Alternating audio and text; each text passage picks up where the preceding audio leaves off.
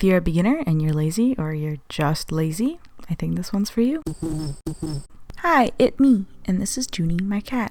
She has no real business being part of this video, but yes, she does. Today, I want to show you how to make these two. The whole point is to show you that you don't need to put in a lot of effort to make something that is aesthetically pleasing and will make you feel good. I ended up putting these pieces on my wall, and every time I look at them, I think, damn, I did that in like 10 minutes.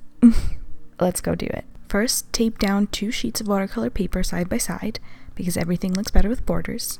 I worked pretty small in size because then I get to make 2 and feel more accomplished. Boom.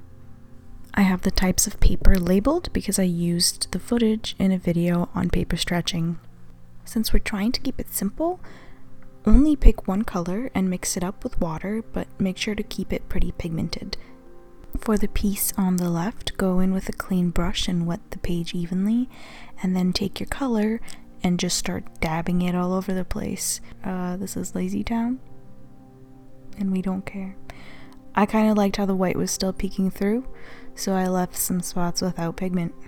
For the piece on the right, you're going to wet the page the same way, but instead of dabbing your color on, you're going to kind of sweep it from side to side as you move it down the page so it applies more evenly.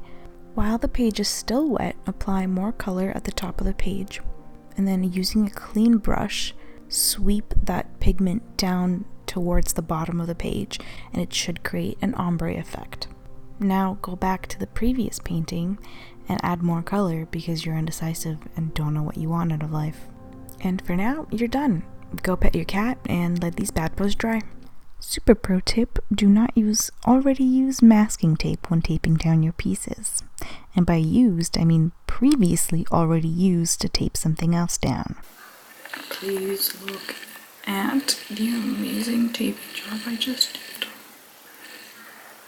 Beach! I'm a freaking genius. Okay, so when these bad boys have dried, take the ombre piece, turn it around, and draw a circle on it in magenta. That's all there is to it. I really like the way this one turned out. Something about it is just really clean and pleasing to look at. The second piece is a little bit more complicated, but still lazy approved. The goal is to paint a shadow of a plant. Now, I'm just making it up as I go, but you can definitely Google a picture and use that as a reference.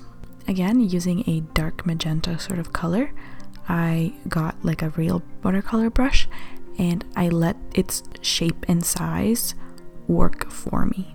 For drawing the leaves, I would kind of lay the brush flat and then pull it towards where the stem would be while sort of easing off some of the pressure, and it would kind of create the leaf shape for me. I added the stem right after and then pointed some of the leaves that I felt were a little too round at the top. The last step was just to go in and add a little bit more paint to some of the leaves just to give a little bit more, contrast. And that's it. 2 very simple pieces that are super cute and are enjoyable to make no matter your skill level. Anywhoosies, thanks for watching. If you happen to come across this video, please let me know what you think in the comments. Okay, bye.